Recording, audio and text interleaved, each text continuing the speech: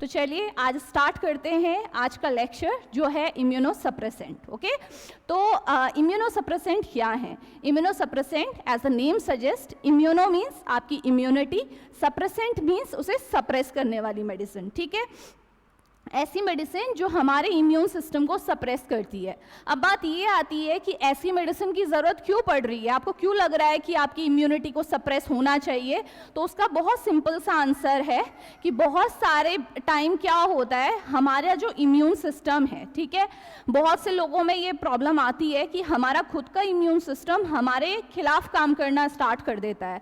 Generally हमारे immune system का क्या काम है कि बाहर से अगर कोई फॉरेन पार्टिकल हमारी बॉडी में एंटर कर रहा है तो उसे हमारी बॉडी से बाहर निकाले। ठीक है, उसे वहां पे आपका क्या करे, अगर अंदर आ चुका है तो किल कर दे। ठीक, तो अगर ये वो काम हमारी सेल्स के साथ करने लगे, जो हमारी सेल्स हैं, अगर हमारा इम्यून सिस्टम हमारी ही सेल्स को डिजेनरेट करने में लग जाए तो उससे क्या होगा, धीरे धीरे हमारी सारी सेल्स डैमेज हो जाएंगी। और आप जानते हो ना कि सेल ही एक ह्यूमन बीइंग के लाइफ की मेन बेसिक यूनिट है। अगर सेल्स नहीं होंगी तो ऑर्गन डैमेज होना स्टार्ट हो जाएगा, और ऑर्गन नहीं रहेंगे तो लाइफ एग्जिस्टेंस पॉसिबल ही नहीं है। ठीक है, तो सबसे पहला रीजन तो समझ में आता है कि इसे बोलते हैं हम, इस टाइप की जो कंडीशन होती है उसे बोलते हैं हम ऑटो इम्यून डिजीज, जिसमें हमारी इम्यून सिस्टम हमारे ही खिलाफ काम करना स्टार्ट कर रहा है।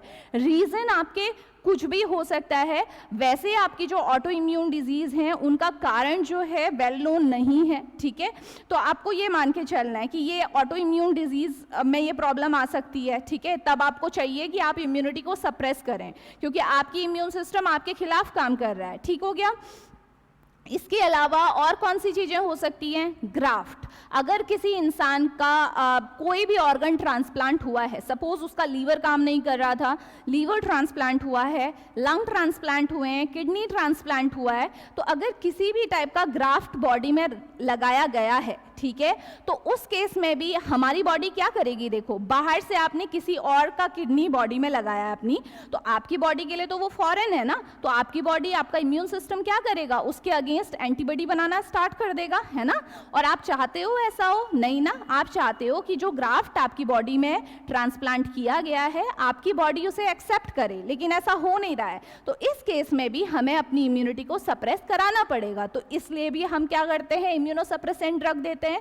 तो आई होप आपके साथ ये बात तो कम्युनिकेट हो चुकी है कि इम्यूनोसप्रेसेंट का यूज क्यों किया जाता है, कौन सी ऐसी कंडीशन है जब हमें इम्यूनोसप्रेसेंट का यूज करना चाहिए। ठीक हो गया।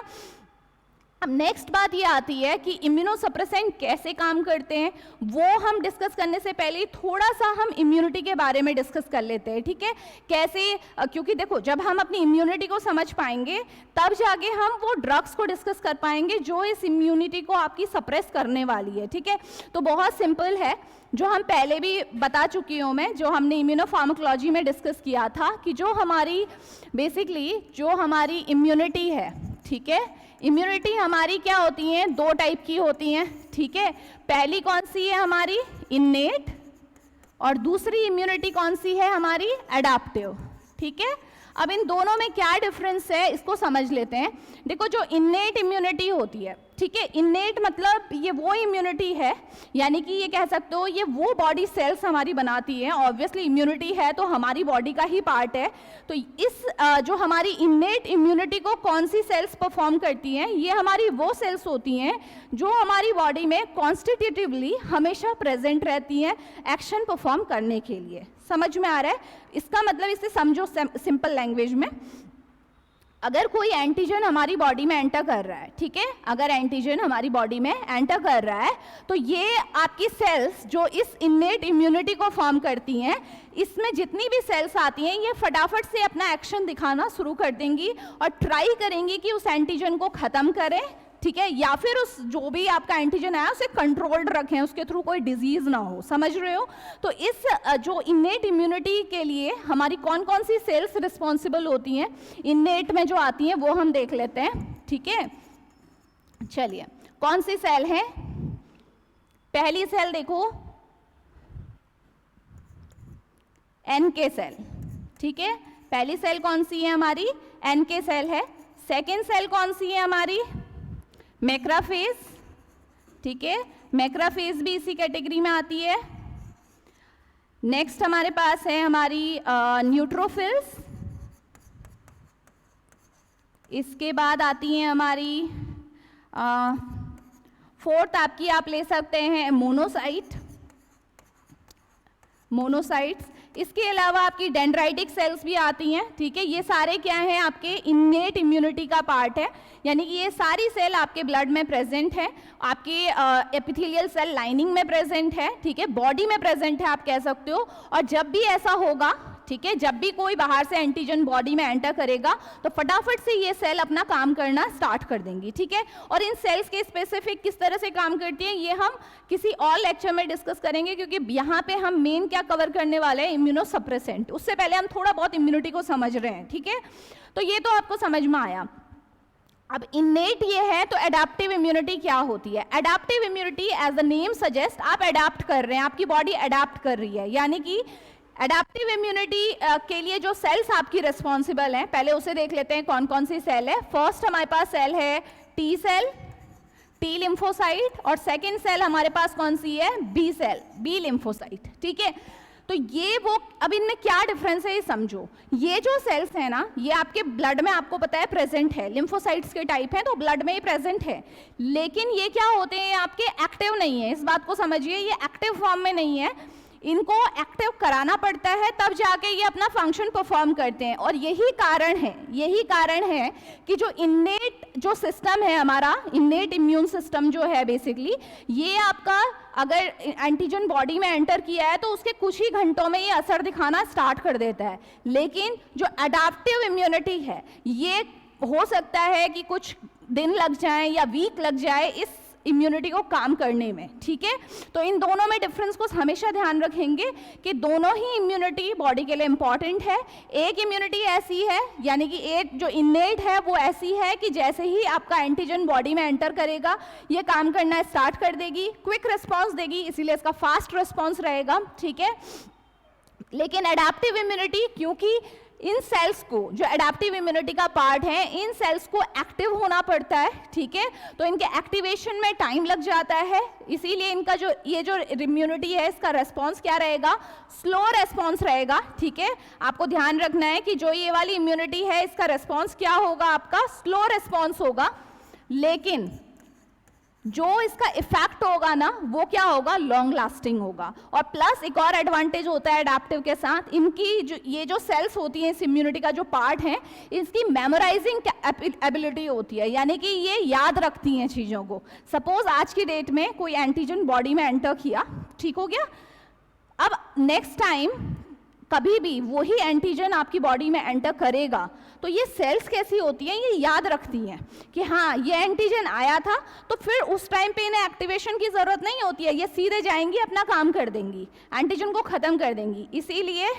अब आपको ओवरऑल क्या समझ में आ रहा है कि आपकी हालांकि जो इन्नेट इम्यूनिटी है ये आपका बहुत फास्ट रेस्पॉन्स शो करती है, विद इन आवर्स रेस्पॉन्स आता है, एडाप्टिव स्लो है, लेकिन एडाप्टिव में क्योंकि मेमोराइजिंग एबिलिटी है तो अगर इन फ्यूचर कभी सेम एंटीजन से इंटरेक्शन हुआ तो ये फटाफट से अपना काम कर देगा, ठीक है। तो ये बात आपने दिमाग में रखनी है। तो ये आपकी क्या है, दो टाइप की इम्यूनिटी है। तो अब ओवरऑल आपको थोड़ा सा दिमाग में ये आना चाहिए कि दोनों ही इम्यूनिटी में से, ठीक है, क्योंकि आपको पता चल गया है कि जो हमारी एडाप्टिव इम्यूनिटी है वो आपका मेजर रोल प्ले कर रही है, क्योंकि वो मेमोराइज भी कर रही है, और साथ ही साथ अगर जो आपका इम्यूनिटी का जो रेस्पॉन्स है, अगर मैं ये देखूं, अगर हम ग्राफ के थ्रू समझने की कोशिश करें तो जो इन्नेट इम्यूनिटी है ना वो इतना रेस्पॉन्स दे सकती है, ठीक है, इतना तक इम्यूनिटी को इसने मेंटेन किया हुआ है, ये इन्नेट का काम है। लेकिन जो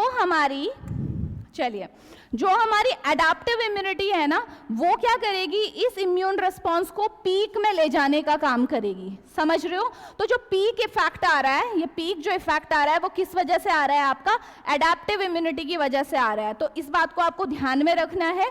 तो अगर आप इम्यूनोसप्रेसेंट ड्रग दे रहे हो, सपोज आपने इम्यूनोसप्रेसेंट ड्रग दी, तो आपको क्या लग रहा है, क्या आपको जो आपका इम्यूनोसप्रेसेंट ड्रग है वो किस सिस्टम पे काम करेगी, कौन सी इम्यूनिटी को अफेक्ट करेगी।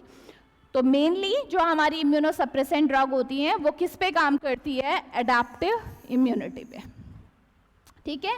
ये जो इम्यूनोसप्रेसेंट ड्रग है वो हमारी एडेप्टिव इम्यूनिटी पे काम करती है, क्योंकि मेन जो पीक इम्यून रिस्पॉन्स आ रहा है वो किसकी वजह से आ रहा है, एडेप्टिव की वजह से आ रहा है। तो अगर मुझे किसी के इम्यून सिस्टम को रोकना है, सप्रेस करना है, तो मेरा टारगेट क्या होगा कि मैं उसके एडेप्टिव जो इम्यून रिस्पॉन्स है उसको टारगेट करूं। समझ में आ रहा है? ठीक, तो ये बात आपने दिमाग में रखनी है। नेक्स्ट जो इंपॉर्टेंट बात है वो ये है कि एडेप्टिव के अंदर भी टी सेल और बी सेल हैं, ठीक है, T lymphocyte and B lymphocyte. ये हमने इम्यूनोलॉजी में बहुत अच्छे से समझा है कि पहले जब भी कोई एंटीजन बॉडी में एंटर करता है तो सबसे पहले उसे कौन एनकाउंटर करता है, ऑब्वियसली इनेट सिस्टम करता है। आपकी मैक्रोफेजेस हैं उसे इंगल्फ कर लेती हैं, ठीक है, इंगल्फ करने के बाद उसे डाइजेस्ट करती है और फिर उन फ्रेगमेंट को लेके किसके पास जाती है, टी सेल के पास, ठीक है।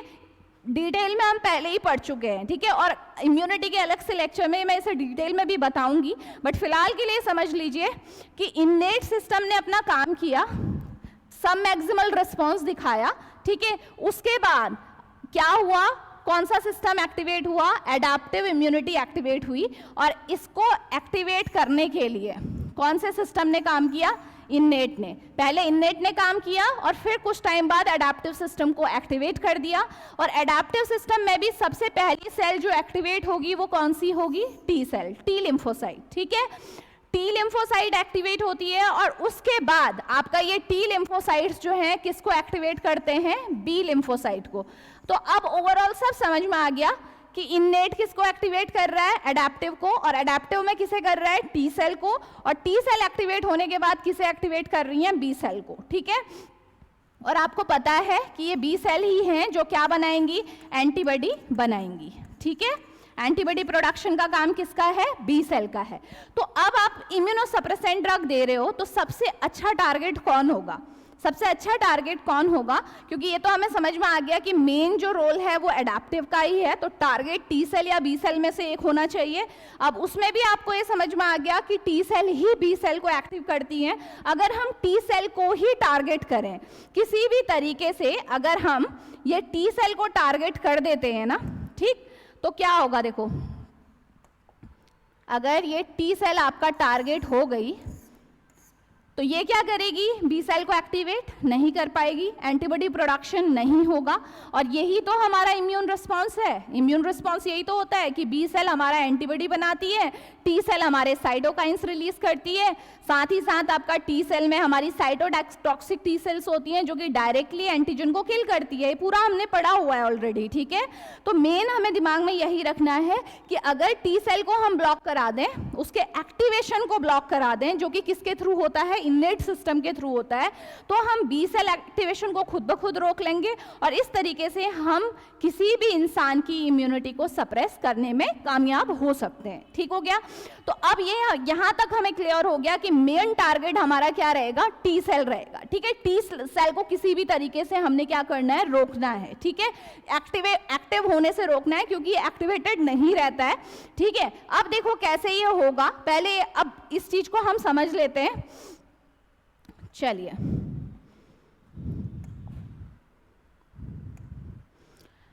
तो इसको समझने के लिए सबसे पहले ये जानना जरूरी है कि भाई टी सेल का एक्टिवेशन कैसे होता है, इसीलिए फिर उसके बाद हम ड्रग्स को डिस्कस करेंगे, क्योंकि अगर हमें पता लगेगा ना टी सेल के एक्टिवेशन में कौन कौन से स्टेप्स इन्वॉल्व होते हैं, तो ड्रग्स भी उन्हीं स्टेप्स पे काम करेगी, ऑब्वियस सी बात है ना। तो पहले हम ये समझते हैं कि टी सेल कैसे एक्टिवेट होती है, किस तरीके से टी सेल अपने अंदर से केमिकल को रिलीज करती है एक्टिवेशन के बाद, जो हमारे केमिकल मीडिएटर्स हैं उन्हें रिलीज करती है, जिनकी वजह से टी सेल्स प्रोलिफरेशन होता है, एक्टिवेशन होता है, और फाइनली किस तरीके से बी सेल एक्टिवेट होती हैं। ठीक है, तो चलिए स्टार्ट कर रहे हैं with the T cell activation. तो इसे समझेंगे किस तरीके से हो रहा है आपका। चलिए,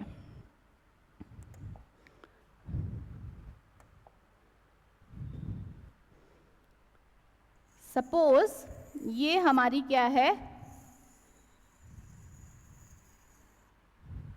टी सेल है, ठीक है। अब क्या हो रहा है, देखो हमेशा ध्यान रखना, जो हमारी टी लिम्फोसाइट है, ये क्या है, हमारी टी सेल, टी लिम्फोसाइट है। अब क्या होगा, देखो मैंने हमें अभी आपसे क्या बोला था कि हमेशा क्या होने वाला है कि जो हमारी इन्नेट इम्यूनिटी का पार्ट है वो ही एडेप्टिव इम्यूनिटी को एक्टिवेट करता है, यानी कि टी सेल को एक्टिवेट कौन करेगा? इन्नेट सेल्स करेंगी, ठीक है। तो इन्नेट सेल्स में मैं एग्जांपल ले रही हूँ, सपोज ये हमारा क्या है? मैक्रोफेज है, ठीक है, जो कि हमारे इन्नेट इम्यून सिस्टम का पार्ट है। इसको क्या बोलते हैं हम? मैक्रोफेज। मैक्रोफेज आपकी सेल्स हैं जो आपके ब्लड में प्रेजेंट होती हैं, आपकी एपिथेलियल सेल्स में प्रेजेंट होती हैं, आपकी स्मूथ मसल लाइनिंग्स में प्रेजेंट होती है। लोकेशन कोई भी हो सकती है, बस आप ये समझिए कि ये मैक्रोफेज है, ठीक है। अब टी सेल भी हमारे ब्लड में है, लेकिन ये इनएक्टिव फॉर्म में है, अभी एक्टिवेशन इसका नहीं हुआ है। मैक्रोफेज हमेशा एक्टिव फॉर्म में रहती हैं, इसीलिए ये इन्नेट सिस्टम का पार्ट है, ठीक है। तो क्या हुआ देखो, सपोज आया एक एंटीजन, ठीक है, एंटीजन लेके आते हैं, ये हमारा क्या है? एंटीजन है, ठीक। एंटीजन एंटर कर रहा है। अब एंटीजन कैसे ये होगा प्रोसेस, इसे समझते हैं। तो ये मैक्रोफेज क्या करता है? फटाफट से इस एंटीजन को क्या करता है? इंगल्फ कर लेता है। कैसे इंगल्फ करेगा इस चीज को समझेंगे। इस तरीके से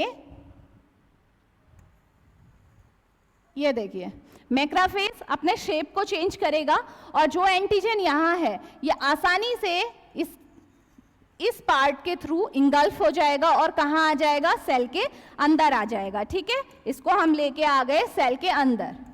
एंटीजन कहाँ आ गया? सेल के अंदर। अब सेल के अंदर क्या होगा? मैक्रोफेज ने इंगल्फ कर लिया है। जो एंटीजन आपके बॉडी में एंटर किया था, जो फॉरेन पार्टिकल आपकी बॉडी में एंटर किया था, मैक्रोफेज ने उसे इंगल्फ कर लिया है, खा लिया है, ठीक है। अब वो क्या करेगा? मैक्रोफेज का क्या काम होता है कि जो ये एंटीजन अंदर आया है ना, इसे डाइजेस्ट करे, यानी कि ब्रेक डाउन करे इसका, ठीक। तो ये क्या होगा? ये एंटीजन जो अभी इंटैक्ट है, ये फटाफट से ऐसे ऐसे करके छोटे छोटे पार्टिकल्स में टूट जाएगा, ठीक है। डाइजेशन हो गया। अब क्या करेगा मैक्रोफेज? ये देखो कि इसने अपना काम तो कर दिया, ठीक है, एंटीजन आया था क्योंकि ये इन्नेट इम्यूनिटी का पार्ट है, इंगल्फ करके डाइजेस्ट कर दिया। लेकिन क्योंकि इन्नेट सिस्टम को ये पता है कि हमारे बस का अकेले कुछ करना है नहीं, हमें एडेप्टिव इम्यून सिस्टम को एक्टिवेट करना ही पड़ेगा, क्योंकि मेजर रोल टी सेल ही परफॉर्म करने वाली है, ठीक है। तो क्या होगा देखो, ये मैक्रोफेज क्या करता है? सीधे सीधे क्या करेगा? चलिए, ये क्या करेगा? इस तरीके से जो ये मैक्रोफेज होता है ना, इसके सरफेस में हमारा एक कॉम्प्लेक्स प्रेजेंट होता है इस तरीके का। ये देखिए, ये कॉम्प्लेक्स है। ये कॉम्प्लेक्स का नाम क्या है आपका? मेजर हिस्टोकम्पैटिबिलिटी कॉम्प्लेक्स नंबर 2, ये है MSC2, ठीक है। MSC2 एक ऐसा आपका, आप बोल सकते हो, अमीनो एसिड का सीक्वेंस है, स्पेसिफिक कॉम्प्लेक्स है जो हमारी सेल्स के सरफेस में होता है, ठीक है। तो जो MSC1 है वो हमारी नॉर्मल सेल में प्रेजेंट होता है, जो हमारी बॉडी की नॉर्मल सेल्स हैं आपकी, और जो हमारी मैक्रोफेजेस हैं वो उनके सरफेस में क्या रहेगा आपका? MSC2 रहेगा, क्योंकि इसका काम क्या होता है आपका? फॉरेन मटेरियल को एक्सप्रेस करने का, ठीक है। तो अभी देखो, अभी समझ में आ जाएगा। तो अब क्या करेगा ये MSC? क्या करेगा इसे समझो। ये MSC2 क्या करेगा? इन फ्रेगमेंट्स को इस तरीके से अपने सरफेस में, इस तरीके से अपने सरफेस में क्या करेगा? एक्सप्रेस करेगा, ठीक है। आ गया। ये जो आपका सेल क्या हुआ था? एंटीजन आया था, मैक्रोफेज ने इसको डाइजेस्ट किया। जो छोटे छोटे पार्टिकल्स थे, जो पेप्टाइड के छोटे छोटे फ्रेगमेंट रह गए, उन्हें क्या किया? इस मैक्रोफेज ने अपने सरफेस में एक्सप्रेस करवा दिया। बाहर से एक टैग सा लग गया। अब इस मैक्रोफेज को अगर टी सेल देखेगी तो पहचान लेगी कि ये मैक्रोफेज जरूर कुछ ना कुछ इन्फॉर्मेशन लेके आया है और मुझे इस इन्फॉर्मेशन को आगे प्रोसेस करना है, ठीक है। अगर मैक्रोफेज के सरफेस में कुछ नहीं होगा ना, तो इसको कोई फर्क नहीं पड़ता टी सेल को, ये इनएक्टिव है, इनएक्टिव रहेगा। लेकिन क्योंकि ये आपका मैक्रोफेज अपने सरफेस में इंफॉर्मेशन लेके आया है, वो जो पेप्टाइड फ्रेगमेंट है उसे लेके आया है, किसके ऊपर है वो? कौन सा कॉम्प्लेक्स है जो इसे आपका आप बोल सकते हो एक्सप्रेस कर रहा है? वो कौन है? MSC2, याद रखेंगे, ठीक है। अब क्या हुआ देखो, जो टी सेल है ना, अब टी सेल को दिखाई दे रहा है कि सामने से कुछ ना कुछ इन्फॉर्मेशन आ रही है। अब वो कैसे रिएक्ट करेगी इसे समझो। पहले टी सेल की एनाटॉमी थोड़ी सी देख लेते हैं। टी सेल के सरफेस में भी हमारे क्या होते हैं? रिसेप्टर्स प्रेजेंट होते हैं। देखें जरा कौन से रिसेप्टर्स हैं। इस तरीके से हमारी टी सेल के सरफेस में आपका रिसेप्टर प्रेजेंट है, और रिसेप्टर्स के साथ स्पेसिफिकली 2 हमारी प्रोटीन एसोसिएटेड हैं। वो मैं आपको बता देती हूँ कौन कौन सी प्रोटीन है, ठीक। जो साइड में आपकी एसोसिएटेड प्रोटीन है इस तरीके से, वो कौन सी है आपकी CD3 प्रोटीन, ठीक है, ये CD3 प्रोटीन है। और साथ ही साथ आपकी एक और प्रोटीन यहाँ पे अवेलेबल होती है, वो प्रोटीन भी हम देख लेते हैं भाई कौन सी प्रोटीन है, ठीक। ये देखिए, ये एक और प्रोटीन है जो इस रिसेप्टार के साथ ही जुड़ी हुई है। इस प्रोटीन का क्या नाम है आपका CD4। ये बेटा स्ट्रक्चर आपको पता होना बहुत ज़्यादा ज़रूरी है, ठीक है। अभी पता चलेगा क्यों मैं इतना एम्फसाइज कर रही हूँ स्ट्रक्चर पे। तो ध्यान रखिएगा कि टी सेल के सरफेस में जो रिसेप्टार्स हैं, इसमें बेसिकली 2 टाइप की प्रोटीन्स एसोसिएटेड होती है रिसेप्टार के साथ। पहली है CD3 जो कि इस रिसेप्टार के साथ फिजिकली जुड़ी हुई है, दिख रहा है ना आपको, अटैच्ड है बिल्कुल, ठीक। और दूसरी जो प्रोटीन है वो कौन सी है, CD4, जो कि आपकी रिसेप्टार के साथ कॉम्प्लीमेंट्री अपना फंक्शन देती है, लेकिन फिजिकल एसोसिएशन रिसेप्टार के साथ उसका नहीं है, ठीक। अब देखो क्या होगा, इसके अलावा भी इसके स्ट्रक्चर में एक चीज होती है, वो भी हम समझ लेते हैं क्योंकि वो भी काम आने वाला है हमारे, ठीक है। यहाँ पे आपकी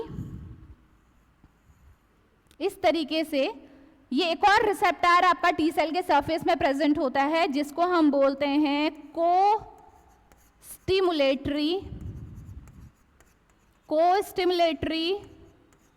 रिसेप्टार, ठीक हो गया, को स्टिमुलेटरी रिसेप्टार। और यहाँ पे जो हमारा मैक्रोफेज है, मैक्रोफेज के सरफेस में क्या होता है आपका, इसका लिगेंड प्रेजेंट होता है। ये है आपका को स्टिमुलेटरी, जो हमारा रिसेप्टार है उसका लिगेंड है, यानी कि उसके साथ जो कंबाइंड होगा।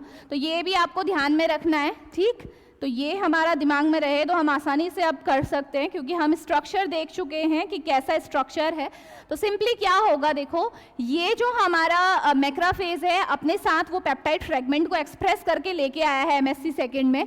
तो टी सेल क्या करेगा, फटाफट से टी सेल के सरफेस में जो रिसेप्टार है उसकी जो CD4 प्रोटीन है, ये दिख रही है CD4 प्रोटीन रिसेप्टार की, वो सीधे सीधे क्या होगी, इस MSc सेकेंड कॉम्प्लेक्स के साथ क्या हो जाएगी, बाइंड होगी। बाइंडिंग देखो किस किस के बीच हो रही है, CD4 जो प्रोटीन है वो बाइंड हो रही है MSc सेकेंड कॉम्प्लेक्स के साथ, और साथ ही साथ एक और बाइंडिंग यहाँ पे होगी, जो ये को स्टिमुलेटरी रिसेप्टार है वो किसके साथ बाइंड होगा, को स्टिमुलेटरी लिगेंड के साथ बाइंड होगा।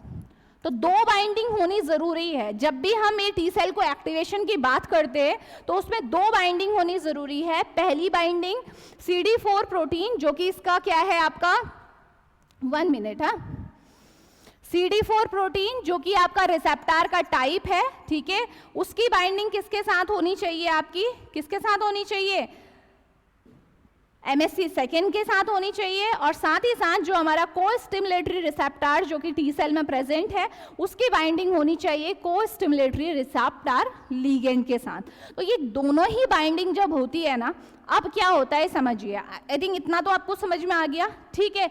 अब देखो जैसे ही ये बाइंडिंग होगी तो उसके बाद क्या होगा, जो इंट्रासेलुलरली सेल के अंदर मेम्ब्रेन में हमारा एक एंजाइम प्रेजेंट है, सेल के अंदर ही है स्पेसिफिकली, फॉस्फोलाइपेज, ठीक है, PLC। फॉस्फोलाइपेज हमारा एंजाइम है। ये क्या हो जाता है, ये जब बाइंडिंग होगी तो सीधे सीधे बाइंडिंग क्या करती है, इस एंजाइम को एक्टिवेट कर देती है। अभी तक ये इनएक्टिव था, अब ये एंजाइम एक्टिव हो चुका है। अब देखो क्या होगा, ये फॉस्फोलाइपेज सीधे जाएगा हमारी टी सेल की मेम्ब्रेन में। सबको पता है टी सेल की मेम्ब्रेन है, तो मेम्ब्रेन ऑब्वियसली किससे मिलके बनी है, फॉस्फोलिपिड से मिलके बनी है। तो क्या होगा, चलिए यहाँ पे हमारा क्या है, एक आपकी लिपिड प्रेजेंट होती है जिसका नाम क्या है हमारा PIP2, फॉस्फोइनोसिटॉल डाइफॉस्फेट। जब मैंने आपको IP3 डैक पाथवे पढ़ाया था तो तब ये पूरा पाथवे मैं ऑलरेडी डिस्कस कर चुकी हूँ। तो यहाँ पे भी वही पाथवे यूज हो रहा है, इसीलिए मैं हमेशा बोलती थी कि एक बार अगर आप सारे पाथवे समझ लेंगे तो आपके लिए फार्माकोलॉजी समझनी ईजी हो जाएगी, क्योंकि यही पाथवे हर जगह आने वाले हैं। तो यहाँ पे भी आपका IP3 डैक पाथवे फॉलो हो रहा है। देखिए फॉस्फोलाइपेज C एक्टिवेट हुआ इस बाइंडिंग की वजह से, और एकदम से क्या हुआ, सरफेस में जो हमारी फॉस्फोइनोसिटॉल डाइफॉस्फेट था, ये फॉस्फोलाइपेज C ने इसे तोड़ दिया इनटू 2 टाइप्स। कौन सा IP3 एंड DAG, पता है ना। IP3 क्या है? Inositol triphosphate. डैक क्या है? Diacyl glycerol. ये दो हो गए। अब इसकी बात क्या होता है, जिसने पढ़ा है वो बता सकता है, और अगर नहीं पढ़ा है तो मैं बता ही रही हूँ, ठीक है? आगे समझते चलिए बस। चलिए, तो ये IP3 क्या करता है? आपको पता है मेम्ब्रेन में हमारे क्या होते हैं? चैनल्स प्रेजेंट होते हैं, कैल्शियम के चैनल।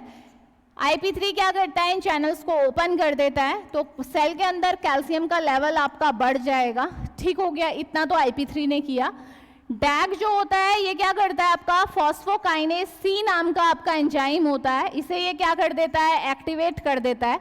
और फॉस्फोकाइनेज C जो है सेल के अंदर दूसरे फंक्शन परफॉर्म करता है, जो कि अभी हमारे कंसर्न में नहीं है, हमें इससे कोई अभी मतलब नहीं है, तो यहाँ सीधे आप लिख देंगे it will perform other function. ठीक हो गया?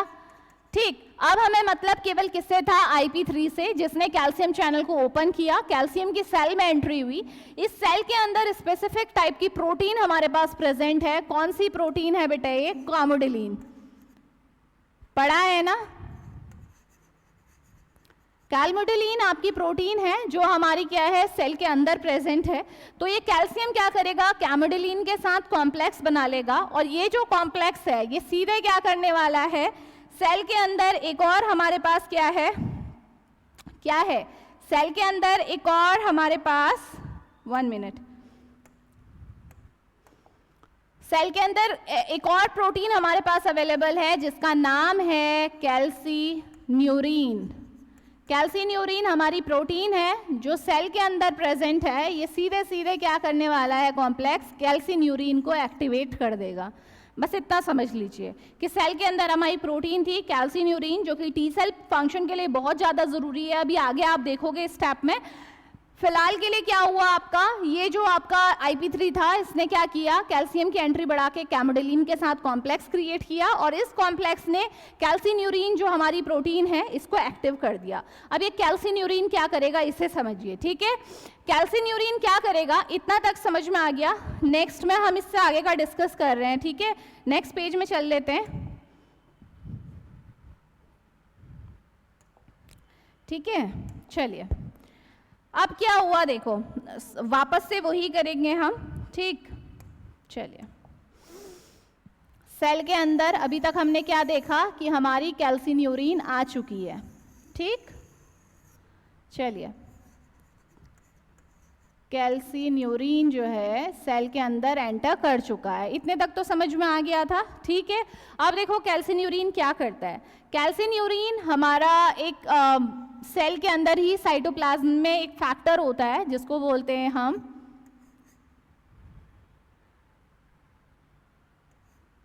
NKFT।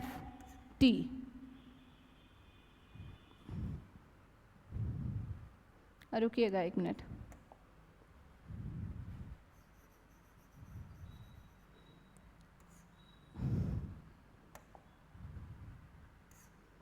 NF80, ठीक है? Nuclear factor for activating T cell, ठीक है? NF80 नाम याद रखिएगा, nuclear factor for activating T cell. ये एक फैक्टर है, ये एक आप बोल सकते हो प्रोटीन है जो आपके साइटोप्लाज्म में सेल के अंदर प्रेजेंट है, जो कि क्या रहती है आपकी, ध्यान रखिएगा, ये किस फॉर्म में रहती है? हमारी फॉस्फोराइलेटेड फॉर्म में रहती है, यानी कि इसके साथ फॉस्फेट ग्रुप अटैच्ड है, ठीक है? जो नॉर्मली सेल के अंदर है। तो ये कैल्सीन्यूरिन क्या करने वाला है? देखो बेटे, ये क्या करेगा, इस जो NF80 को क्या कर देगा आपका? डीफॉस्फोरिलेट कर देगा, यानी कि इसमें से ये फॉस्फेट ग्रुप को क्या कर देगा? हटा देगा। बस इतना सा आपको समझना है कि हुआ क्या, कि जो ये फॉस्फेट ग्रुप था ये हट गया। तो कैल्सीन्यूरिन ने क्या किया? डीफॉस्फोराइलेशन किया, NF80 से फॉस्फेट ग्रुप को हटा दिया। अब देखो NF80 क्या करेगा, क्योंकि ये फ्री है। अब ये NF80 क्या करने वाला है? ये आसानी से हमारी सेल के अंदर सबको पता है, ये रहा बेटे हमारा न्यूक्लियस। क्या है ये? न्यूक्लियस। न्यूक्लियस के अंदर क्या है हमारे पास? हमारा DNA, ठीक है? तो क्या करेगा? NF80 जाएगा हमारे न्यूक्लियस में ट्रांसलोकेट हो जाएगा। अभी तक ये न्यूक्लियस के अंदर जा नहीं पा रहा था क्योंकि ये फॉस्फोराइलेटेड था।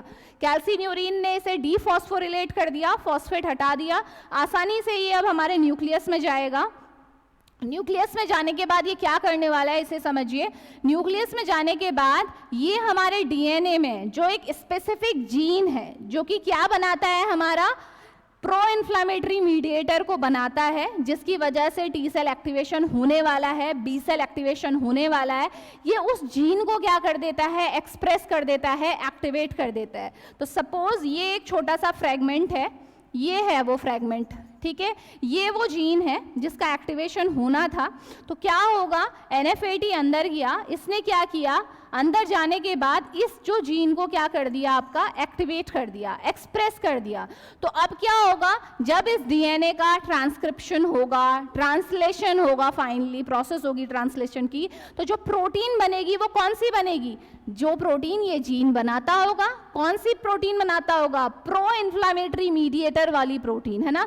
तो सिंपल सी बात है, NF80 इस जीन को एक्सप्रेस कर देगा। तो फाइनली जो भी हमारी प्रोटीन बनेगी after transcription, translation, post translational modification, जो भी हमारी प्रोटीन बनेगी वो कौन सी प्रोटीन होगी बेटा, इंटरल्यूकिन। मेनली मैं उन्हीं को यहाँ पे डिस्कस करूंगी जिनका हमारे इस चीज़ से मतलब है। अदरवाइज और भी ज़्यादा प्रो इन्फ्लामेटरी मीडिएटर्स होते हैं जो ये जीन बनाती है अदर देन इंटरल्यूकिन, जैसे कि इंटरफेरॉन है आपके, ठीक है, और भी चीज़ें बनती है, बट हम इंटरल्यूकिन पे ही फोकस कर रहे हैं। तो ये जीन क्योंकि इसका एक्सप्रेशन हुआ है, तो जो प्रोटीन बनेगी वो कौन सी बनेगी, इंटरल्यूकिन 2, ठीक है। इसके अलावा भी और भी बनती है, मैं यहीं पे उसे मेंशन कर देती हूँ। इंटरल्यूकिन 2 के साथ आपकी इंटरल्यूकिन 4, 5, 6 ये भी यहाँ पे फॉर्म होती हैं, ठीक है। इसके अलावा और भी हैं, इंटरल्यूकिन 10 भी है, ठीक है, लेकिन उससे अभी मुझे मतलब नहीं है, इसलिए मैं उसे नहीं बता रही हूँ, ठीक। तो बन गई, हमारे इंटरल्यूकिन्स बन गए, जो कि हमारे क्या हैं, प्रो इन्फ्लामेटरी मीडिएटर हैं, केमिकल मीडिएटर हैं, जिनकी वजह से अब एक्टिवेशन होने जा रहा है। अभी तक एक्टिव नहीं है ये टी सेल, इतना कुछ हो गया, अभी भी एक्टिव नहीं है, ठीक है। तो होगा क्या, देखो ये इंटरल्यूकिन सीधे आपका इस सेल से बाहर जाएगा। मैं अभी केवल इंटरल्यूकिन 2 की बात कर रही हूँ बेटे, ये अभी 4, 5, 6 को डिस्कस नहीं कर रही हूँ, ये थोड़ी देर में आएगा। तो इंटरल्यूकिन 2 कहाँ गया, आपका सेल से बाहर गया। अब इसी टी सेल के सरफेस में यहाँ पे क्या होगा, इसका रिसेप्टर प्रेजेंट है, ठीक है। यहाँ पे क्या है, इंटरल्यूकिन 2 का रिसेप्टर प्रेजेंट है। तो ये इंटरल्यूकिन 2, सपोज ये है इंटरल्यूकिन, ठीक है, इसे हम येलो कलर से शो कर लेते हैं, these are interleukins, mainly interleukin 2। तो अब क्या होगा, ये इंटरल्यूकिन 2 अपने रिसेप्टर के पास जाएगा और इस रिसेप्टर से बाइंड हो जाएगा लाइक दिस। ये हो गई बाइंडिंग रिसेप्टर से। जैसे ही इंटरल्यूकिन अपने रिसेप्टर से बाइंड होगा, जो कि टी सेल के ही सरफेस में है, क्या होता है, देखो सेल के अंदर एक स्पेशल टाइप की प्रोटीन होती है। अगेन उस प्रोटीन का नाम है एमटॉर। एमटॉर मतलब mammalian target of rapamycin. Full form क्या है, मैमेलियन टारगेट ऑफ रेपामाइसिन, ठीक हो गया। तो ये प्रोटीन का नाम है। तो होगा क्या, जैसे ही ये बाइंडिंग होगी, ये जो प्रोटीन अभी तक इनएक्टिव थी, ये क्या हो जाएगी, आपकी एक्टिव हो जाएगी। एमटॉर का एक्टिवेशन हो चुका है, और एमटॉर जैसे ही एक्टिवेट होता है, क्या होता है, देखो एक तो क्या होता है, ये जो ये जीन एक्सप्रेशन हो रहा था ना, इसे और भी ज़्यादा बढ़ा देगी, पहला काम। तो ज़्यादा से ज़्यादा इंटरल्यूकिन्स बनेंगे, क्योंकि जो काम NF80 किया करता था वो एमटॉर भी करने लगेगा। दूसरा क्या होने वाला है कि ये जो एमटॉर होता है ना, ये हमारी जो सेल साइकिल है, ये जो कि सेल है ऑब्वियसली, तो सेल साइकिल तो आपको पता है ना, सेल डिवीजन जो होता है, ये क्या करती है, सेल साइकिल के रेट को भी क्या कर देती है, बढ़ा देती है। इसका मतलब अगर 1 मिनट में, सपोज फॉर एग्जाम्पल, अगर 1 मिनट में 100 अगर टी सेल बना करती थी, तो अब वो 200, 300 कुछ भी हो सकती है, क्योंकि रेट आपका बढ़ चुका है, ठीक हो गया। तो ओवरऑल मैं कह सकती हूँ कि एमटॉर ने क्या किया, एक तो ये इंटरल्यूकिन्स के प्रोडक्शन को बढ़ा दिया, और दूसरा इसने जो काम किया वो भी हम यहाँ नोट कर लेते हैं। दूसरा जो फंक्शन इसने परफॉर्म किया वो क्या है, आपका टी सेल प्रोलिफरेशन। इसको याद रखिएगा, ये मैं क्यों बता रही हूँ, अभी आपको धीरे धीरे सब समझ में आने वाला है। टी सेल प्रोलिफरेशन का काम है, ठीक है। इसे यहाँ से मैं हटा देती हूँ सो दैट कंफ्यूजन ना हो, है ना। चलिए, टी सेल प्रोलिफरेशन, चलिए समझ में आ गया एमटॉर ने क्या 2 काम किए, ठीक हो गया। अब देखो क्या होगा, एमटॉर भी समझ में आ गया। तो ये पूरा क्या है, अब देखो टी सेल प्रोलिफरेट हो रही है, इसका मतलब प्रोलिफरेट होना मतलब क्या होता है, टी सेल में आपका डिवीजन स्टार्ट हो जाएगा। अभी तक जो ये सेल थी, मैं बार बार स्टार्टिंग में मैंने मेंशन नहीं किया था, बट यहीं पे मैं बता देती हूँ कि ये टी सेल कौन सी टी सेल है, हमारी हेल्पर टी सेल है बेटा। कौन सी है, हेल्पर, जिसे हम क्या बोलते हैं, CD4, क्या बोलते हैं, CD4 सेल। ठीक है, ध्यान में रखिएगा। तो ये हेल्पर टी सेल है। अब क्या होगा, इनका प्रोलिफरेशन होगा, यानी कि ये टी सेल अपने टाइप्स में डिवाइड होना स्टार्ट हो जाएगी। टी सेल के कितने टाइप होते हैं, 4। ठीक है, हेल्पर टी सेल दिखाई दे रही है, हेल्पर टी सेल। दूसरी कौन सी है, साइटोटॉक्सिक टी सेल। तीसरी कौन सी है, सप्रेसिव टी सेल। और लास्ट कौन सी है, मेमोरी टी सेल। ये टी सेल के टाइप है। तो अब क्या होंगी, टी सेल प्रोलिफरेट होगी तो ये सारे टाइप्स बनने स्टार्ट हो जाएंगे। ठीक है, तो मैं मेजर कहाँ पे फोकस कर रही हूँ, क्योंकि मुझे एंटीजन के साथ डील करना है। तो टी सेल जब प्रोलिफरेशन होगा तो यानी कि क्या होगा, हमारी साइटोटॉक्सिक टी सेल्स बनेंगी। ठीक है, जो कि अभी नहीं थी एक्टिव, मैच्योर नहीं थी, तो साइटोटॉक्सिक टी सेल हमारा क्या होने लगेगी, प्रोलिफरेट होगी, प्लस इनका मैच्योरेशन हो जाएगा, ये मैच्योर हो जाएंगी। और मैच्योर होने के बाद आपको पता है साइटोटॉक्सिक टी सेल कैसे काम करती है, एंटीजन आया, इंगल्फ किया, उसे खत्म कर दिया। इसमें क्या होता है, एंटीजन तो खत्म होता ही है, साथ में ये टी सेल भी खत्म हो जाती है। साइटोटॉक्सिक यही होती हैं। ठीक है, टॉक्सिसिटी कॉज करती है, खत्म। ठीक, तो ये तो समझ में आ गया। तो यानी कि मैं यहाँ पे लिख देती हूँ लाइसिस। लाइसिस टूटेगा, एंटीजन को ये ले लेगा अपने अंदर और खत्म। ठीक, तो टी सेल ने कैसे डील किया एंटीजन से समझ में आया। पहले इसका एक्टिवेशन कैसे हुआ, एक्टिव होने के बाद जब ये प्रोलिफरेशन हुआ, साइटोटॉक्सिक टी सेल बनी, मैच्योरेशन हुआ, तो इन्होंने क्या किया, एंटीजन को लिया, ब्लड में जहां भी इसे एंटीजन दिख रहा था उसे लिया, खत्म कर दिया। ठीक है, खुद भी खत्म हुआ, एंटीजन को भी खत्म किया। सेकेंड, अब यहाँ पे बात आता है कि भाई बी सेल को कैसे एक्टिवेट किया। तो जो ये इंटरल्यूकिन 4, 5, 6 हैं, ठीक है, इंटरल्यूकिन 4, 5, 6 जो कि बने थे, ये क्या करते हैं, सीधे जाते हैं आपका और क्या करते हैं, हमारी जो बी सेल है, ठीक है, बी सेल का क्या कर देते हैं, एक्टिवेशन कर देते हैं। एक्टिवेशन इन द सेंस उसका प्रोलिफरेशन करते हैं, उसमें भी डिवीजन होने लगता है। जो हमारी बी सेल है वो 2 टाइप की सेल्स में टूटती है। जैसे टी सेल एक्टिव कैसे हुई थी, प्रोलिफरेशन के बाद 4 टाइप की सेल्स बनी थी, जिसमें से साइटोटॉक्सिक एक है। वैसे ही बी सेल जब टूटती हैं तो वो क्या बनाती हैं, 2 टाइप की सेल्स बनती हैं। एक तो होती है प्लाज्मा बी सेल, दूसरी होती है मेमोरी बी सेल। मेमोरी जहाँ पे भी आ रहा है, मैंने पहले ही बताया था स्टार्टिंग में, मेमोरी का काम क्या है, याद रखना। फ्यूचर में कभी भी अगर इस टाइप का कोई इन्फेक्शन होगा, वही एंटीजन आएगा तो ये दिमाग में इनके रहेगा। ये मेमोरी सेल्स क्या करेंगी, दिमाग में रखेंगी कि हाँ ये इन्फेक्शन पहले हो चुका है, तो ये सीधे खुद ही वो काम कर देंगी। ठीक है, इननेट इम्यूनिटी की इन्हें जरूरत नहीं पड़ेगी कि मैक्रोफेज आएगा फिर ही एक्टिव होंगी। समझ में आया। और जो अब इसमें मैंने क्या बोला, बी सेल एक्टिवेट होके 2 टाइप की बन जाएंगी, plasma B cell and memory. Memory का काम समझ में आया। प्लाज्मा बी सेल क्या करेंगी आपकी, वो क्या करेंगी, एंटीबॉडी बनाएंगी, एंटीबॉडी प्रोडक्शन। ठीक है, 1 मिनट, चलिए। प्लाज्मा बी सेल ने क्या किया, एंटीबॉडी प्रोडक्शन किया। और आप जानते हो एंटीबॉडीज क्या करती हैं, एंटीजन एंटीबॉडी रिएक्शन होती है, दोनों एक दूसरे के साथ कॉम्प्लेक्स बनाते हैं और प्रेसिपिटेशन या एग्लूटिनेशन रिएक्शन के थ्रू फाइनली आपका एंटीजन खत्म हो जाता है। यही तो होता है एंटीबॉडी का काम, कि एंटीजन को खत्म करना। और मैं पहले ही बता चुकी हूँ कि डिटेल में किस तरीके से ये एग्लूटिनेशन प्रेसिपिटेशन क्या डिफरेंस है, ये सब हम इम्यूनोलॉजी में पढ़ेंगे। ठीक हो गया। तो चलिए, अब आपको ये तो समझ में आ गया कि टी सेल एक्टिवेशन कैसे हुआ, बी सेल एक्टिवेशन कैसे हुआ। ठीक हो गया। अब हम यहाँ पे बात करेंगे कि भाई हमारी जो ड्रग्स हैं, जो हमारी इम्यूनोसप्रेसेंट ड्रग हैं, वो कैसे काम करती हैं। ठीक हो गया, उनको समझना ज़रूरी है, इम्यूनोसप्रेसेंट ड्रग। तो चलिए स्टार्ट करते हैं।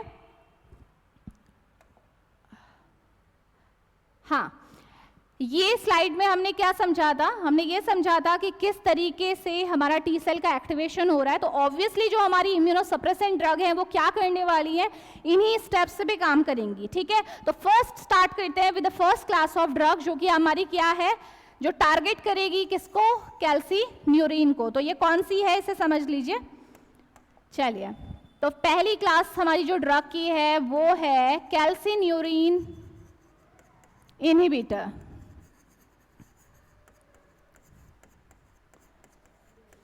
तो कैल्सिन्यूरिन इनहिबिटर क्या करेंगे, देखो बहुत नेम सजेस्ट कर रहा है कि ये सीधे सीधे क्या करने वाले हैं, इस कैल्सिन्यूरिन को इनहिबिट करने वाले हैं, बट मैकेनिज्म जो होगा, जो इस क्लास में ड्रग आती है दोनों का बहुत डिफरेंट है। तो इसे समझ लो कैसे ये वर्क करेंगी। तो देखो पहली जो ड्रग है हमारे पास, अब पहले इसे समझो, ये सेल है, सेल के अंदर दो टाइप की प्रोटीन अवेलेबल हैं जिनके थ्रू ये इनहिबिटर काम करने वाले हैं। तो सबसे पहली प्रोटीन कौन सी है, इस प्रोटीन का नाम है साइक्लोफिलीन। कौन सी प्रोटीन है, साइक्लोफिलीन।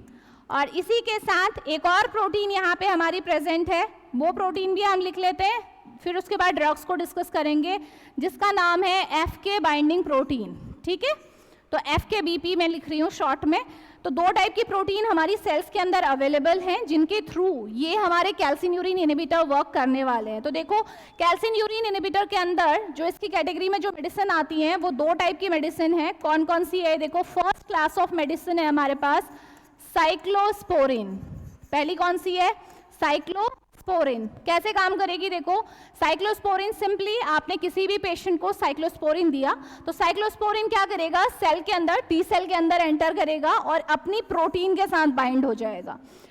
साइक्लोस्पोरिन किसके साथ बाइंड होता है, साइक्लोफिलीन के साथ बाइंड होता है। आफ्टर बाइंडिंग ये क्या करेगा, सीधे सीधे हमारे कैल्सिन्यूरिन को इनहिबिट कर देगा। एक स्टेप एक्स्ट्रा है, डायरेक्टली कैल्सिन्यूरिन इनहिबिट नहीं हो रहा है। क्या हो रहा है, सबसे पहले साइक्लोस्पोरिन बाइंड हो रहा है विद साइक्लोफिलीन, फिर जो कॉम्प्लेक्स फॉर्म हो रहा है वो क्या कर रहा है, कैल्सिन्यूरिन को इनहिबिट कर रहा है। ठीक हो गया। सेकेंड क्लास ऑफ ड्रग देखो कौन सी है, सेकेंड क्लास नहीं बोलूंगी, सेकेंड टाइप ऑफ ड्रग जो आती है कैल्सिन्यूरिन इनहिबिटर के अंदर, तो वो कौन सी है, देखो वो है हमारी टैक्रोलिमस। बहुत फेमस ड्रग है, यही जनरली यूज की जाती है इम्यूनोसप्रेसेंट के तौर पे। टैक्रोलिमस क्या करती है, जैसे साइक्लोस्पोरिन साइक्लोफिलीन के साथ बाइंड होता था, वैसे ही जो टैक्रोलिमस है वो बाइंड होगा एफके बाइंडिंग प्रोटीन के साथ, जो कि ऑब्वियसली ये भी सेल के अंदर अवेलेबल है।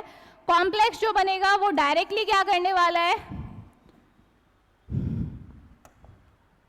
जो कॉम्प्लेक्स बनेगा वो क्या करेगा, डायरेक्टली कैल्सिन्यूरिन को इनहिबिट कर देगा। तो दोनों ड्रग्स ने कैल्सिन्यूरिन को इनहिबिट किया। जो आपका मैकेनिज्म था वो थोड़ा डिफरेंट था, प्रोटीन्स जो इन्वॉल्व थी वो डिफरेंट थी। तो ये पहली क्लास ऑफ ड्रग हमारी कंप्लीट हो गई, जो क्या है, कैल्सिन्यूरिन इनहिबिटर। नेक्स्ट क्लास हम लोग डिस्कस करते हैं। नेक्स्ट क्लास आपकी आएगी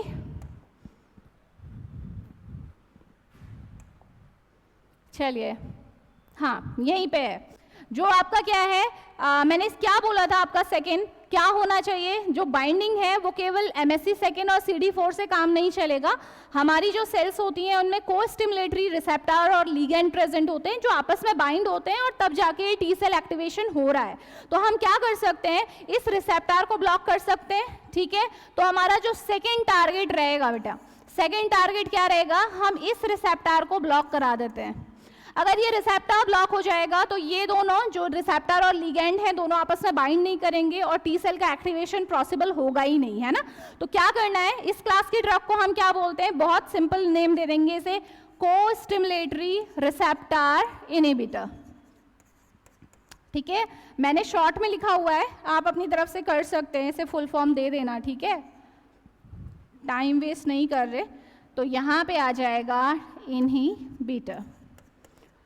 तो ये क्या करने वाले हैं, इस रिसेप्टर को इनहिबिट कर देंगे, या फिर ब्लॉकर आप बोल सकते हो। तो इस क्लास में जो ड्रग आती हैं उनके नेम हम लिख लेते हैं, नेमिंग बहुत ज़रूरी है, नेम सारे याद करने पड़ेंगे आपको। ठीक है, तो फर्स्ट ड्रग है हमारे पास एबाटासेप्ट, एबाटासेप्ट, और जो सेकेंड ड्रग है हमारी वो है बेलाटासेप्ट। ठीक है, याद करोगे, बार बार लिखोगे तो आसानी से मेमोराइज हो जाएगा, क्योंकि ड्रग्स तो बहुत सारी हैं। ठीक है, तो ये हमारी सेकेंड क्लास ऑफ ड्रग हो गया, सेकेंड टारगेट समझ में आ गया, इस रिसेप्टर को आप ब्लॉक कर दीजिए। ठीक, अब आ जाते हैं हमारे पास थर्ड टारगेट क्या है। तो नेक्स्ट स्लाइड में हम देखेंगे थर्ड टारगेट हमारे पास दिख रहा है, कौन सा है, ये है थर्ड टारगेट हमारे पास है एमटॉर। एमटॉर जो कि हमारी प्रोटीन है, तो सीधे सीधे मैं लिख देती हूँ एमटॉर इनहिबिटर। ये वो ड्रग होंगी जो इस एमटॉर को इनहिबिट करेंगी। एमटॉर सबको पता है, mammalian target of rapamycin full form है इसकी। अगर ये आपका इनहिबिट हो जाएगा तो क्या होगा वो मैं ऑलरेडी बता चुकी हूँ। ये जो इंटरल्यूकिन्स हैं बनेंगे नहीं, प्रोलिफरेशन जो टी सेल का हो रहा है वो होगा नहीं, और टी सेल अगर प्रोलिफरेट नहीं होगी तो साइटोटॉक्सिक टी सेल मैच्योर नहीं होगी, और आपका जो टी सेल एक्टिवेशन होना था फाइनली जिसलिए हो रहा था वो नहीं हो पाएगा, और बी सेल एक्टिवेशन तो होगा ही नहीं, ये भी पता है आपको, ठीक है। एमटॉर इनहिबिटर में एग्जाम्पल लिख लेते हैं फटाफट से, कौन कौन सी ड्रग आती हैं। सिरोलिमस, ठीक है, फर्स्ट ड्रग सिरोलिमस है, दूसरी है आपकी एवेरिलिमस, एवेरिलिमस, ठीक हो गया। लिमस इसमें आपका सफिक्स आ रहा है जिससे आपको ध्यान में रखना है, जैसे उसमें आपको सेप्ट लिखा हुआ दिख रहा था, ठीक है। तो ये दो क्लास ड्रग है जो एमटॉर को इनहिबिट कर रही हैं, और मैंने पहले आपको क्यों पूरी फिजियोलॉजी समझाई, क्योंकि ड्रग्स में क्या होता है, आप मैकेनिज्म पढ़ने जा रहे हो, आपको अगर पूरी प्रोसेस समझ में आ रही है तो विद इन आपका फ्यू मिनट्स आपकी सारी ड्रग्स कवर हो जाती हैं, जो आप देख रहे हो कितनी जल्दी हो रहा है ना। तो ध्यान रखिएगा, एमटॉर इनहिबिटर आपके थर्ड टारगेट रहेंगे। इसके अलावा हम क्या कर सकते हैं फटाफट से देख लेते हैं। फोर्थ टारगेट जो हमारे पास रहेगा, यहाँ पे मैं इसे डिस्कस कर रही हूँ, ठीक है, कौन सी है ये, एंटी प्रोलिफरेटिव ड्रग्स। अब ये जो आपकी एंटी प्रोलिफरेटिव ड्रग है, या फिर इसको आप बोल सकते हो एंटी मेटाबोलाइट, हाँ, इसको क्या कर सकते हैं हम, इसे यहाँ से हटा लेते हैं, इसकी अब नीड नहीं है हमें, ठीक है, समझ चुके हो आप। एंटी प्रोलिफरेटिव ड्रग या फिर एंटी मेटाबोलाइट, देखें ये ड्रग कौन सी है, ठीक, इनका मैकेनिज्म थोड़ा सा वेरी करेगा, इसे भी समझेंगे। देखो एट लास्ट आपने देखा कि जो आपकी इंटरल्यूकिन बन रही है वो कहाँ से बन रही है, आपके डीएनए से, ठीक है। डीएनए में आपके स्पेसिफिक सेट ऑफ जीन है जिसके थ्रू आपका ये इंटरल्यूकिन बन रहा है। तो अगर आप कोई ऐसी ड्रग दो जो इस डीएनए के फंक्शन को इंटरफेयर कर दे, या डीएनए में जो बेस पेयरिंग हुई है उसे कहीं ना कहीं क्या कर दे, एब्रप्ट कर दे, तो आपको लगता है कि इंटरल्यूकिन आपकी फंक्शनल बनेगी, नहीं बनेगी ना। जो इंटरल्यूकिन को फंक्शनल बनाने के लिए प्रॉपर उसी जीन का होना जरूरी है, और जीन आपको पता है किससे बन रहा है, आपके न्यूक्लियोसाइड से तो बन रहा है, फॉस्फेट न्यूक्लियोसाइड, शुगर बोन, यही तो बना रहा है। तो सिंपली ये जो क्लास ऑफ मेडिसिन है वो किसको टारगेट करती है, ये टारगेट करती है हमारे डीएनए को, ठीक। तो होगा क्या, ये किसी न किसी तरीके से डीएनए को नॉन फंक्शनल बनाने का काम करेगी। तो इस कैटेगरी में जो मेडिसिन आती है, पहले मैं वो लिख दे रही हूँ, फिर मैं उसका मैकेनिज्म आपको फटाफट से बता रही हूँ। पहली जो ड्रग है वो है एजाथायोप्रिम, क्या है, एजाथायोप्रिम। और दूसरी जो मेडिसिन इसी में आती है वो है आपकी माइकोफिनोलेट, माइकोफिनोलेट मॉर्फिटिल, ठीक हो गया। अब ये दोनों कैसे काम करती हैं, कैसे डीएनए को नॉन फंक्शनल बनाती हैं, वो हम देख लेते हैं। देखो एजाथायोप्रिन एक ऐसी ड्रग है जो कि क्या करती है, ये हमारे जो प्यूरिन बेस पेयर होते हैं ना, डीएनए में दो टाइप के बेस पेयर हैं, प्यूरिन एंड पायरिमिडीन, ठीक है। तो ये क्या करती है, प्यूरिन बेस पेयर की जगह खुद इंसर्ट हो जाती है, ठीक है। प्यूरिन बेस पेयर की जगह क्या चली जाएगी, ये खुद चली जाएगी। तो अब आप मुझे ये बताइए कि जहाँ पे नॉर्मल प्यूरिन बेस पेयर हुआ करता था, अगर वहाँ पे ये बेस पेयर आ जाए, किसी तरीके से ये मेडिसिन का जो मेटाबोलाइट है वो आ जाए, तो क्या डीएनए फंक्शनल होगा, क्या इंटरल्यूकिन बना करेंगी जैसे बना करती थी, नहीं ना। तो यही ये काम करती है। तो ये क्या करती है, आप सीधे सीधे लिखिएगा, ये क्या करती है, हमारा प्यूरिन जो सिंथेसिस है, प्यूरिन सिंथेसिस, इसे क्या करती है, आपका इनहिबिट करती है। जो नॉर्मल प्यूरिन बनता था वो अब नहीं बना करेगा, इस बात को आप ध्यान रखें, ठीक। प्यूरिन नॉर्मल नहीं है तो डीएनए नॉर्मल नहीं है, और डीएनए नॉर्मल नहीं है तो फाइनली जो हमारा प्रोटीन बनेगी वो भी नॉर्मल नहीं है, ठीक। नेक्स्ट हमारा क्या आता है, माइकोफिनोलेट मॉर्फिटिल। माइकोफिनोलेट मॉर्फिटिल ये भी बहुत सिंपल है, ये क्या करता है, हमारी खुद की बॉडी में हमारा एक एंजाइम प्रेजेंट है, वो क्या है आपका, चलिए इसे हटाते हैं, ये हो गया है ना सारा कंप्लीट। चलो ये क्या करेगा, माइकोफिनोलेट मॉर्फिटिल क्या करता है, हमारी बॉडी में एक एंजाइम है आइनोसिन मोनोफॉस्फेट डिहाइड्रोजनेज, ये एंजाइम का नाम है। अब ये एंजाइम अगर आपने बायोकेमिस्ट्री पढ़ी हुई है तो वहाँ आपने ये एंजाइम का नाम सुना भी होगा कि ये क्या करता है, प्यूरिन जो हमारे होते हैं, प्यूरिन जो बेस पेयर होते हैं, उनकी सिंथेसिस के लिए बहुत ज़्यादा ज़रूरी होता है, ठीक है। अब ये क्या करता है, माइकोफेनोलेट मॉर्फिटल इस एंजाइम को क्या करता है, इनहिबिट करता है, ठीक है। अब ये एंजाइम क्या किया करता था, ये एंजाइम क्या बनाता था, जीएमपी बनाता था, ग्वानोसिन मोनोफॉस्फेट। और ग्वानिन मोनोफॉस्फेट पता है, guanine one of the purine base pair, आपका प्यूरिन का जो बेस पेयर है वो ग्वानिन है। अब मुझे ये बताइए, अगर ये एंजाइम ही आपका क्या हो चुका है, इनहिबिट हो चुका है, तो ग्वानिन बनेगा, नहीं बनेगा। और ग्वानिन नहीं बनेगा तो आपका जो डीएनए है वो फंक्शनल रहेगा, नहीं रहेगा। डीएनए फंक्शनल नहीं है तो जो फाइनली जो प्रोटीन है वो भी कैसी होंगी, डिफेक्टिव प्रोटीन होंगी, यानी कि इंटरल्यूकिन डिफेक्टिव बनेंगी। और फाइनली वो अपना जो भी उनका फंक्शन है, चाहे वो टी सेल एक्टिवेशन है, चाहे बी सेल एक्टिवेशन है, दोनों का दोनों एक्टिवेशन नहीं हो पाएगा, ठीक है। तो ये आपको ध्यान में रखना है। आई होप दोनों आपको साथ आपको समझ में आ गए होंगे, इजीली कम्युनिकेट हुआ होगा कि किस तरीके से एजाथायोप्रिम और माइकोफेनोलेट मॉर्फिटल काम करते हैं। अच्छा, इसी में एक और ड्रग है जो यहाँ पे मैं मेंशन कर देती हूँ, कहीं कहीं बुक्स में आपको ये मिलेगी, कहीं नहीं मिलेगी, बट मैं यहाँ पे ऐड जरूर करूँगी इसे। वो कौन सी है, चलिए इसी में से भी कवर कर लेते हैं, क्योंकि ये अब हमें नहीं चाहिए, ये हम ऑलरेडी देख चुके हैं।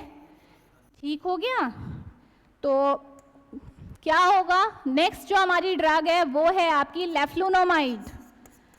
लेफ्लुनोमाइड आपकी ड्रग है जो क्या करती है, जो हमारी पायरिमिडीन बेस पेयर की सिंथेसिस को क्या करती है, इनहिबिट करती है। ये दोनों प्यूरिन में काम कर रहे थे, ये पायरिमिडीन में काम करेगा। तो लेफ्लुनोमाइड हमारे पास क्या होता है, देखो एक एंजाइम है डाईहाइड्रोजनेज ओरोटेट, ये हमारे एंजाइम का नाम है, डिहाइड्रोजनेट ओरोटेट। ये लेफ्लुनोमाइड क्या करता है, इस एंजाइम को इनहिबिट करता है। और ये जो एंजाइम है ये क्या करता है, आपका पायरिमिडीन सिंथेसिस के लिए बहुत ज़्यादा ज़रूरी है। तो अब पायरिमिडीन आपके बेस पेयर नहीं बन रहे हैं डीएनए में, तो क्या होगा, डीएनए अगेन नॉन फंक्शनल होगा। और नॉन फंक्शनल डीएनए क्या करेगा, डिफेक्टिव प्रोटीन बनाएगा। और डिफेक्टिव प्रोटीन कभी भी टी सेल एक्टिवेशन और बी सेल एक्टिवेशन नहीं कर सकती है। तो ये आपको समझ में आ गया एंटी मेटाबोलाइट्स कैसे काम करते हैं। तो 3 मेडिसिन है, एजोथायोप्रिम, सेकेंड है माइकोफेनोलेट मॉर्फिटल, और लास्ट है लेफ्लुनोमाइड, ठीक है। तो ये हुआ आपका कौन सा टारगेट, 4th टारगेट हमारा कंप्लीट हो गया, जो 4th क्लास ऑफ ड्रग है। इसके बाद नेक्स्ट हमारे पास और क्या हो सकते हैं ये देख लेते हैं। चलिए 5th क्लास यहीं पे देख लेते हैं। 5th क्लास है हमारे पास कॉर्टिकोस्टेरॉइड्स। अब देखें ये कॉर्टिकोस्टेरॉइड्स कैसे काम करते हैं। बहुत कॉमन ड्रग है, आपको पता है, ये वैसे भी जनरली भी यूज होते हैं स्टेरॉइड्स, ठीक है। कॉर्टिकोस्टेरॉइड की कैटेगरी में पहले ड्रग्स कौन सी आती हैं मैं वो मेंशन कर देती हूँ, अदरवाइज वो रह जाती हैं, है ना, फिर आप बोलेंगे ड्रग्स नहीं बताई, ठीक। मिथाइल प्रेडनिसोलोन, मिथाइल प्रेडनिसोलोन, और इसी का दूसरा जो डेरिवेटिव है वो आएगा हमारा प्रेडनिसोलोन, ठीक है। तो ये 2 ड्रग्स हैं जो इसी क्लास में आती हैं, तो मिथाइल प्रेडनिसोलोन एंड प्रेडनिसोलोन। अब देखते हैं कि ये ड्रग काम कैसे करती है। ड्रग समझ में आया, कॉर्टिकोस्टेरॉइड्स काम कैसे करते हैं, तो बहुत सिंपल है। देखो जो ये मिथाइल प्रेडनिसोलोन और प्रेडनिसोलोन है ना, ये NF80 का रोल तो मैं पहले बता चुकी हूँ, ठीक है, nuclear factor of activating T cell, है ना। तो क्या होता है आपका, ये NF80 ही आगे की प्रोसेस को कंप्लीट कर रहा था। तो ये जो कॉर्टिकोस्टेरॉइड्स होते हैं ना, डायरेक्टली क्या करते हैं, इसे ही टारगेट करते हैं। ये सिंपली क्या करेंगे, यहीं पे मैं मेंशन कर दे रही हूँ कि जो ये कॉर्टिकोस्टेरॉइड हैं, ये हमारी जो NF80 है, nuclear factor for activating T cell, ये क्या करते हैं, इसे इनहिबिट कर देते हैं, या फिर आप बोल सकते हो ये क्या करते हैं, इसे रिप्रेस कर देते हैं। तो अगर ये इनहिबिट हो गया तो सिंपल समझ में आ रहा है, आगे कुछ भी नहीं होगा, ना डीएनए का जीन एक्टिवेट होगा, ना इंटरल्यूकिन बनेगी, ना टी सेल एक्टिवेट होगी, ना ही बी सेल एक्टिवेट होगी, यानी कि आपका इम्यून सिस्टम सप्रेस हो चुका है, जो हम चाह रहे थे, है ना। तो ये आपकी क्या है, 5th क्लास ऑफ मेडिसिन है, कॉर्टिकोस्टेरॉइड्स, समझ में आ गया। अब आता है last medicine, but not the least, important है, ठीक है, उसे हम समझ लेते हैं कौन सी वो मेडिसिन है।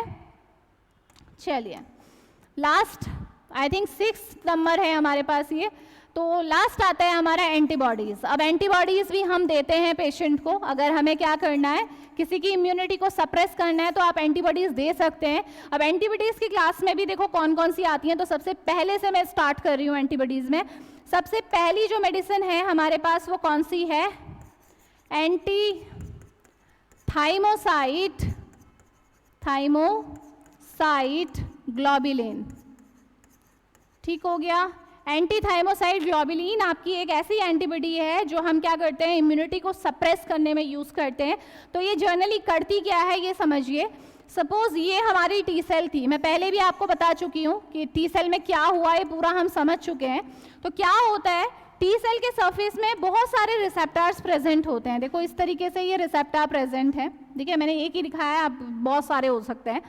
तो होगा क्या, जो ये एंटी थाइमोसाइट ग्लोबुलिन है ना, ये जाएगा आसानी से अपने रिसेप्टर से इस तरीके से बाइंड होगा। ठीक, ये बाइंडिंग हुई, और जैसे ही anti thymocyte globulin T cell में प्रेजेंट अपने रिसेप्टर से बाइंड होगा तो ये सेल हो जाएगी खत्म। ठीक हो गया। इस प्रोसेस को क्या बोलते हैं, जिसके थ्रू ये होता है उसे बोलते हैं एपोप्टोसिस।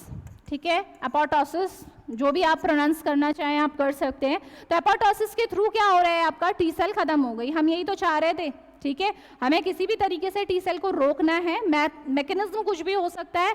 और एंटीबॉडीज जनरली हम तब देते हैं जब और दवाइयों से काम नहीं चल रहा है। ठीक है, क्योंकि हम ऐसा नहीं चाहते हैं कि अपनी इम्यून सेल को पूरी तरह से खत्म कर दें, जो कि ये कर रही है। ठीक है, तो कैसे एंटी थाइमोसाइट ग्लोबुलिन काम करता है समझ में आ गया। ठीक हो गया। और ये केवल टी सेल के साथ नहीं करता बेटा, ये बी सेल के सरफेस में भी इसके रिसेप्टर्स होते हैं, वहाँ पे भी बाइंडिंग होगी, वहाँ पे भी आपकी क्या होगी, एपोप्टोसिस होगी, खत्म।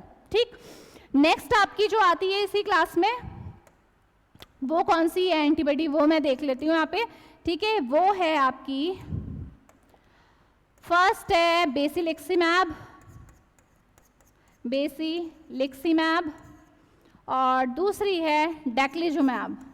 अब आप बोलते हैं कि पता नहीं इतनी मेडिसिन आपको याद कैसे होती है। बेटा ये बार बार आप क्या करोगे, रिवाइज करते रहोगे ना, खुद मेमोरी में बैठ जाती हैं। ठीक है, इसके लिए कोई आसान ट्रिक नहीं है, बहुत टाइम आपको ऐसी ट्रिक्स बताई भी जाती हैं कि आसानी से आप कैसे याद करें। ठीक है, लेकिन जब लॉन्ग टर्म के लिए आपको चलना होता है तो वहाँ पे फिर दिमागी काम करता है। ठीक है, तो याद कीजिए, बार बार लिखोगे, रिवाइज करोगे तो आसानी से दिमाग में बैठ जाएगी। तो दो टाइप की इसमें मैंने कैटेगरी में एंटीबॉडीज डाली हुई हैं, क्योंकि इनका मैकेनिज्म अलग है, इसीलिए अलग कैटेगरी बनाई, बेसिलिक्सिमैब एंड डेक्लिजुमैब। ठीक है, अब ये कैसे काम करती हैं, बहुत सिंपल। टी सेल थी, टी सेल के सरफेस में अभी हमने, चलो मैं पहले ही बैक लेके चलती हूँ आपको। ये देखो यहाँ पे मैंने बताया था ना कि किस तरीके से इंटरल्यूकिन रिलीज होने के बाद अपने रिसेप्टर से बाइंड होता है और फिर जाके आपका टी सेल एक्टिवेट हो रही है। तो अगर किसी तरीके से मैं इस रिसेप्टर को ब्लॉक कर दूँ तो क्या होगा, होगा एक्टिवेशन, नहीं होगा ना। तो ये जो मैं भी जो आपके साथ डिस्कस कर रही हूँ एंटीबॉडी, वो इसी रिसेप्टर को टारगेट करती हैं। यही रिसेप्टर है, मैं इसी कलर से कर रही हूँ सो दैट आपको कंफ्यूजन ना हो। ये कौन से रिसेप्टर हैं, इंटरल्यूकिन 2 के रिसेप्टर हैं, ध्यान रखिएगा। ठीक, तो क्या होगा देखो, अब क्या हुआ, इन्होंने क्या किया, सीधे ये इंटरल्यूकिन 2 रिसेप्टर को क्या कर दिया, इन्हें ब्लॉक कर दिया। इनको आप दूसरा टर्म भी दे सकते हो, इंटरल्यूकिन 2 रिसेप्टर एंटागनिस्ट। ठीक है, तो ये क्या करेंगे, जहाँ पे इंटरल्यूकिन खुद बाइंड होता था 2, वहाँ पे अपना जाके बाइंड हो गए। इंटरल्यूकिन 2 को इन्होंने बाइंड होने ही नहीं दिया। इंटरल्यूकिन 2 बाइंड होगा ही नहीं तो आगे की कोई प्रोसेस, एमटॉर एक्टिवेट नहीं होगा, एमटॉर एक्टिवेट नहीं होगा, टी सेल एक्टिवेट नहीं होंगी, टी सेल एक्टिवेट नहीं होंगी तो बी सेल एक्टिवेशन पॉसिबल है ही नहीं। ठीक है, तो ये आपका क्या है, एंटीबॉडीज में सेकेंड टाइप का आपका क्लासिफिकेशन हो गया। लास्ट एक और है जिसके लिए मुझे बिल्कुल इनिशियल उसमें जाना पड़ेगा और फिर ये आपका टॉपिक हो गया कंप्लीट। फर्स्ट में यस, जब मैंने आपको बताया था ना कि किस तरीके से मैक्रोफेज टी सेल के साथ, ये कौन सी टी सेल है बेटा, ये हेल्पर टी सेल है, ध्यान रखिएगा। कौन सी है, हेल्पर, जिसको CD4 भी बोलते हैं। ठीक है, जब इन दोनों की बाइंडिंग हुई थी उसी के बाद ये टी सेल का एक्टिवेशन प्रोसेस हुआ था। लेकिन यहाँ पे एक पॉइंट मिस हुआ था, वो अब यहाँ पे इसलिए मैं बता रही हूँ कि जब ये बाइंडिंग होती है ना, उस टाइम पे ये जो मैक्रोफेज है अपने अंदर से एक केमिकल को भी रिलीज करते हैं। वो कौन सा है, वो है इंटरल्यूकिन 1। ये इंटरल्यूकिन 1 है जो रिलीज हुआ, और यही इंटरल्यूकिन 1 इस एक्टिवेशन में हेल्प करता है। ठीक है। इस इंटरल्यूकिन 1 के रिसेप्टर इस टी सेल के सरफेस में होते हैं, जिसकी वजह से भी ये एक्टिवेशन हो रहा है। तो ऐसा तो नहीं है कि इंटरल्यूकिन 1 को अगर आप ब्लॉक कर दोगे तो आपका सारा इफेक्ट आ जाएगा, बट फिर भी आप कंट्रोल कर सकते हो अपनी टी सेल को, है ना। तो इसीलिए जो लास्ट क्लास है आपकी, चलिए लास्ट में आ जाते हैं। यस, थर्ड जो हमारी है वो है, ड्रग का नाम है हमारे पास एनाकिंड्रा। एनाकिंड्रा हमारी क्या है, इंटरल्यूकिन 1 रिसेप्टर ब्लॉकर है। इंटरल्यूकिन 1 रिसेप्टर एंटागनिस्ट से मैं लिख देती हूँ। तो जो ये 3 सेल के सरफेस में इंटरल्यूकिन 1 के जो रिसेप्टर हैं, ये क्या करेगी, सीधे जाएगी और उन रिसेप्टर्स को ब्लॉक कर देगी। तो कहीं ना कहीं ये क्या करेगी, टी सेल एक्टिवेशन को रोक रही है। ठीक है, तो ये है ऑल अबाउट इम्यूनोसप्रेसेंट। अब आप इम्यूनोसप्रेसेंट दे रहे हो, इम्यूनिटी को सप्रेस कर रहे हो, तो कहीं ना कहीं आपकी बॉडी सिस्टम पे फर्क पड़ने वाला है। इम्यूनोसप्रेसेंट वैसे तो आप बोलेंगे ना कि मैम क्यों दे रहे हैं, इसकी वजह से तो बहुत प्रॉब्लम आ सकती है। तो इम्यूनोसप्रेसेंट ज़्यादातर ऐसी बीमारियों में दिया जाता है जहाँ पे आपका क्या है, कोई और ऑप्शन आपके पास है ही नहीं। तो अगर ऐसी बीमारियों में देने के बाद थोड़े बहुत साइड इफेक्ट आ रहे हैं तो उसके साथ हमें मैनेज करना पड़ेगा। ठीक है, प्रिकॉशनरी जो भी स्टेप्स हैं वो उठाने पड़ेंगे। लेकिन इम्यूनोसप्रेसेंट के यूजेस, कहाँ पे इन्हें यूज़ करना है, कैसे काम करती हैं, कौन कौन सी क्लास ऑफ मेडिसिन है, ये सब हमने कवर कर लिया है। अब मिलते हैं नेक्स्ट लेक्चर में, तब तक आप इसे रिवाइज कीजिए। ठीक है, लेक्चर को समझिए। ठीक है, नेक्स्ट क्लास में मिलते हैं। Thank you so much.